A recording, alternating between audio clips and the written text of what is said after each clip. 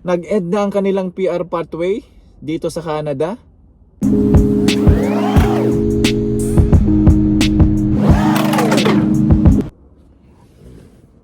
Hello mga ka-agri, isang mapagpalang oras po sa ating lahat and welcome po sa ating YouTube channel. Kung bago ka pa lang dito, please do subscribe, share at like mo na rin para lagi kang updated dito sa mga kwento dito sa Canada.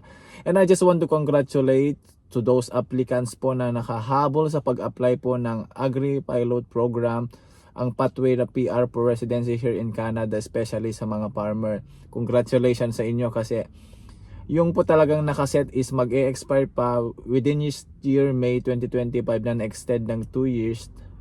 Pero yun mo, ang bilis po na napuno yung slot kasi within this year po, started January po, is 1,010 lang slots. Pero yun nga, sobrang bilis na puno ang slots. Kaya ngayon wala na, kaya congratulations po. Yan po mga kababayang AgriPod Pilot po rin po ang nakatulong sa akin para makapag PR dito sa Canada ng sobrang bilis po. Yan po. Kasi dati nung ako nag-apply is meron pa silang education assessment at saka West. Pero ngayon na is tinanggal ng mga kababayan. That's why na congratulations kasi not so dali na lang, ay sobrang dali na lang yung pag-apply compare before. Sa Agri Pilot Program, sinabi nga natin na wala ng education attainment kasi before dapat naka 72 units ka, or in the Philippines is under naka-reach ka ng second year college. Pero started last year January is tinanggal hanggang kahit high school graduate is okay na. Kaya malaking bagay sa mga ingay ng sorry sa background kasi motor. Malaking bagay sana yun, pero yun nga, madami rin ang nanghihinayang kasi hindi na sila nakahabol. Kaya minsan kasi ang nagiging rason na hindi na sila nakahabol is hindi sinuportahan ng employer, lalo sa rate per hour. Yun ang mga kaya congratulations sa mga nagsumikap at nakahabol. Pero ngayon sobrang yun nga, minsan kasi nababagalan din sila kasi sobrang tagal ng process ng mga kababayan na Agri Pilot Program. Kaya at least ngayon pa rin po is wala na kayong struggles, nakapag-apply na kayo. At yun, mga iba dito is yung palapit na yung yung work permit nila na mag-end is nag-extension sila ng work pa, mga 6 months ganun yung iba na is naka-apply na. Pero yun nga, kasi before, yung iba ay nag-o-offer din ng open bridging work permit na isa sa mga rin ginagawa ng mga nakapag-apply na ng AgriPod Pilot. Pero ngayon yung extension na lang yun. Sobrang humirap yung process. Ang maganda na lang is hindi na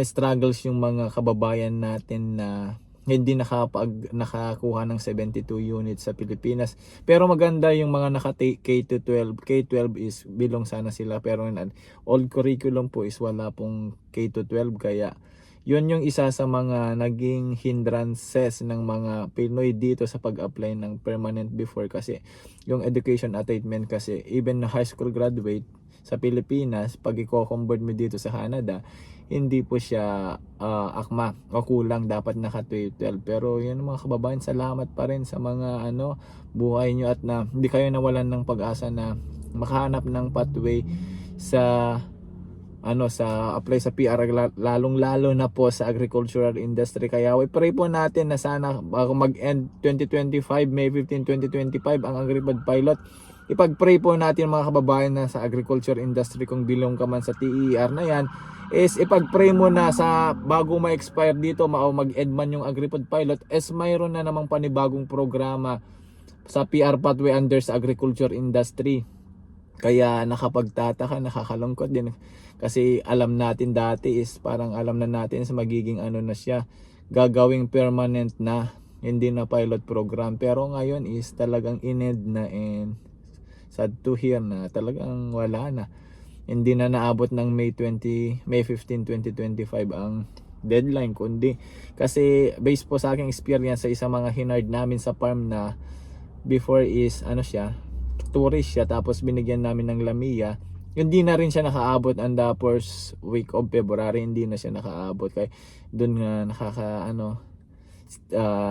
tinulungan namin na lahat ng employer, ginawa namin lahat, pero yun nga, nakakasad, pero hindi na niya abot. Pero sabi ko sa kanya na pag maglala, may another pathway na naman agriculture na ibibigay. At ang maganda sa kanya is ano na, tawag dito, compare to na yung mga requirements niya, may mga IELTS na, WES, at lahat-lahat. Kaya sana sa mga pag-pray natin na sana magkaroon ulit ng bagong pathway ang agriculture sector papuntang PR sa pag-apply ng PR, kasi ang dami ring epektado. Kaya mga ka-agri, yan po, kasi alam ko yung feeling ng temporary, kasi nag-feeling na experience din natin maging temporary foreign workers dito sa Canada for 1 year, 6 months and 18 days hanggang na hindi na process approve yung PR. Pero nagpapasalamat tayo kasi hindi natin natapos yung kontrata natin na 2 years work contract as temporary foreign worker, kasi wala tayong sinayang na oras,